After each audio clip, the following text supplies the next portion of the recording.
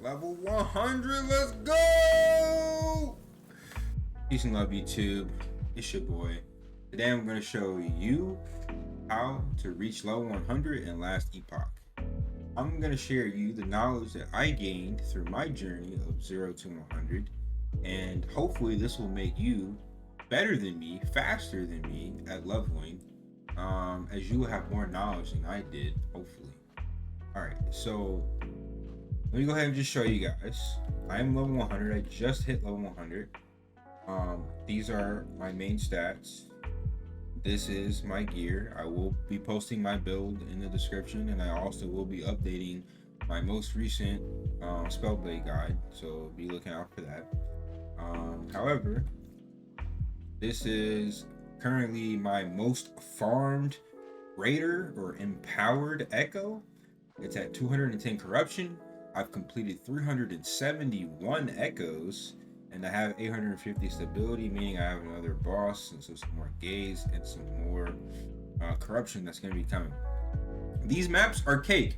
I could push much higher, but they only recently became cake because of my build. So before I hop into the leveling route and the tips and tricks for leveling, I'm going to encourage you, if you do not know your build before watching this video, if you do not know like your proper skills, skill rotation, if you don't know your proper stat and stat prioritization, those are things you're gonna want to get together. You're gonna want to get your build together before you start even playing the game, honestly. But if you're already playing, then yeah, you definitely want to get that together. That being said, let's say you start this game at level 0. Okay, basically how this game works is you go through eras of time, from ancient era to divine era to imperial to ruined, right?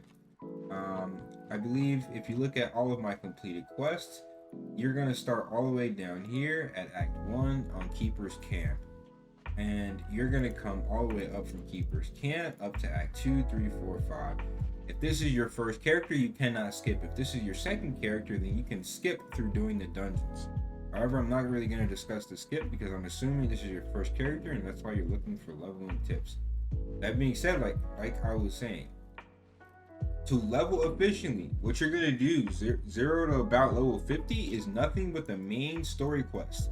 These quests, these green quests, they give passives and they give mains. They give passive, they give gold, they give mainly experience. Some of them will give idle inventory expansions, but like I said, not every single quest is going to give the same thing. Passives, idols, EXP, those are the main things you get from the main story quest. You will get passives and idle expansions from side quests. However, I encourage you not to do the side quest until you finish the main story quest. After you finish the main story quest, then you go back and you do your side quest, and you get whatever passive points or whatever idols you don't need. For those of you that don't know, your passive points are going to go into your passive tree for your class or subclass, and then your idle inventory expansion are for these idols expansions in your inventory. Another thing that you're going to want to do is really optimize your idols based upon your resistances or lack of resistances and whatever utility your class needs, as well as maybe potentially some health. But that being said, getting back to the main subject, you're gonna go through all acts. Once you've completed all acts, you've unlocked all your passives, you've unlocked all of your idols. At this point, you're gonna focus on echoes. Echoes or monoliths start around level 58. I was doing echoes around, I want to say level 51, level 52. It says level 58, but if you're optimizing your gear properly, which you should be, before you reach level 50 plus, then you're going to start here at the Fall of the Outcast.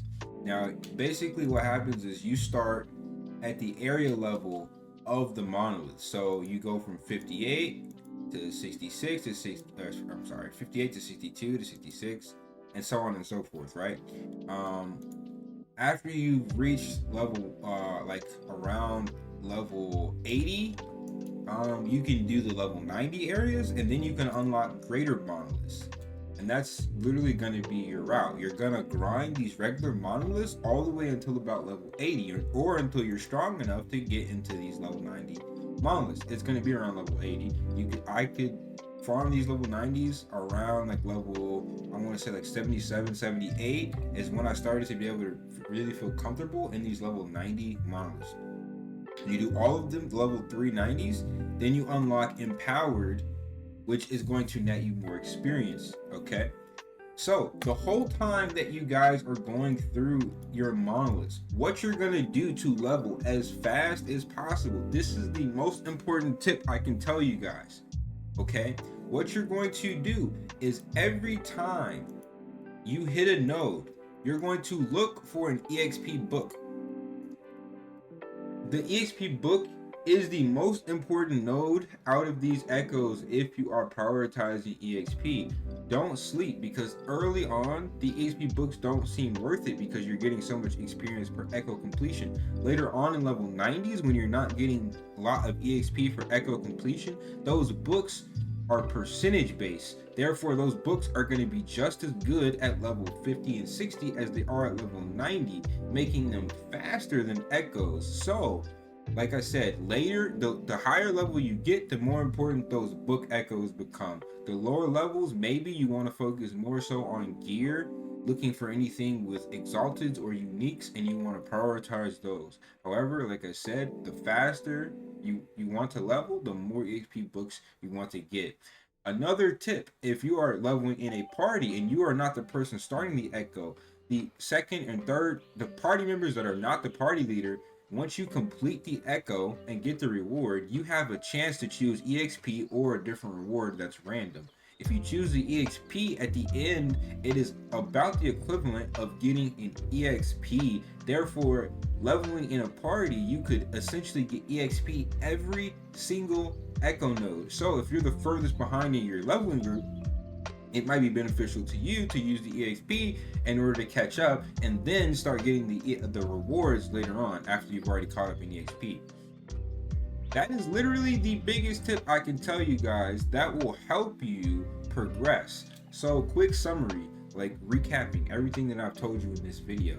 Get your build set up, get your passive set up, get your gear set up, get your resistances up, know your character. After you've done these basics, you start the game. You start from Act 1, you go all the way up until there are no more Act quests. After you've completed all of the Act quests, you're going to get monolith quests. You complete the monoliths from regular monoliths starting from level 50.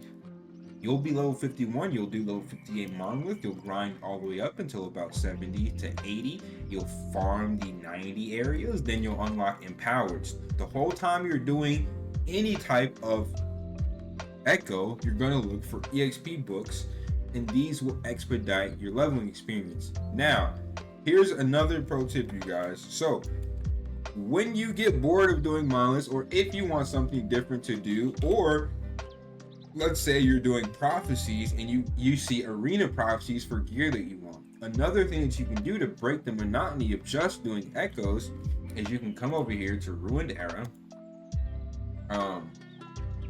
I'm sorry, not Ruined Era, it's in the Divine Era. You come over here to Heal Borea, and you come to Champions Gate, and you're gonna do the arena. For those of you that don't know about dungeons, I'm just gonna show you really quickly. Basically, what you do is you come to the Endless Arena, and you put in an arena key. The arena key of memory, once you've completed all tiers like I have, you'll unlock the Endless Arena. So after you're like above level 90 and you can complete tier 4, then I completed tier 4 right around like 95, 96. However, if your gear is good, you can complete it earlier than that. It's not that hard, it's more so a gear check. So after you've completed tier 4, you can do the Endless Arena. I've made it all the way to like around like 170, 180-ish in this Endless Arena, and it does give pretty good XP, and the higher you go, I've noticed better drops. This is really good experience. It's better than straight echoes, but it's not better than echoes with EXP books 90 plus. However, it is really good to break the monotony, and it is a really good alternative if you don't want to just do pure echoes. So that being said, the last tip that I can give you guys is that there is a blessing that gives EXP bonus. However, personally, I would not recommend using that blessing. I think having your damage and resistance blessings are much more important than a couple of like EXP. Actually, I think the one that I would have had to drop would have been my one-handed drop chance. And I 100% did not want to do that. So that being said, yeah, that's all. Most of the information I can give you guys. I will be releasing my build very soon. My updated build for like the ultimate Shatter Strike build. It's coming very soon. I know you guys have been waiting. Thanks so much for all the support in the videos, you guys. I'll catch you next time.